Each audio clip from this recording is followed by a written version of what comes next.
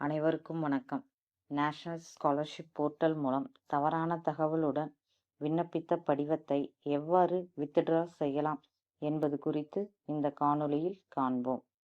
National scholarship portal மூலம் மாணவர்கள் தாங்கள் பயிலும் நிலைக்கு தகுந்தவாறு கல்வி உதவித்தொகைக்கு விண்ணப்பிக்கலாம்.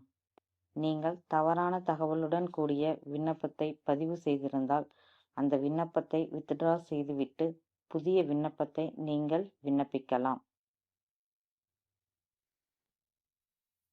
கூகுள் சென்று நேஷனல் ஸ்காலர்ஷிப் போர்ட்டல் என்பதை டைப் செய்யவும். NSP என்பதை கிளிக் செய்து apply for scholarship login click செய்யவும்.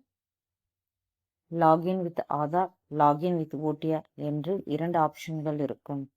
லாகின் வித் OTR என்பதை கிளிக் செய்து உங்கள் ஒன் டைம் ரெஜிஸ்ட்ரேஷன் நம்பர் மற்றும் பாஸ்வேர்ட் டைப் செய்து லாகின் செய்யவும். லாக்இன் சக்சஸ்ஃபுல்லி கிளிக் செய்யவும். அப்ளிகேஷன் டீடைல்ஸ் 2025-26 ப்ரொசீட் என்பதை கிளிக் செய்யவும்.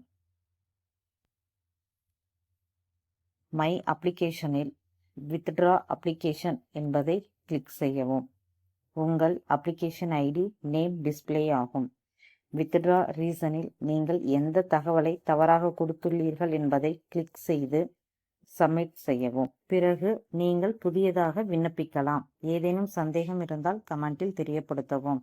நன்றி.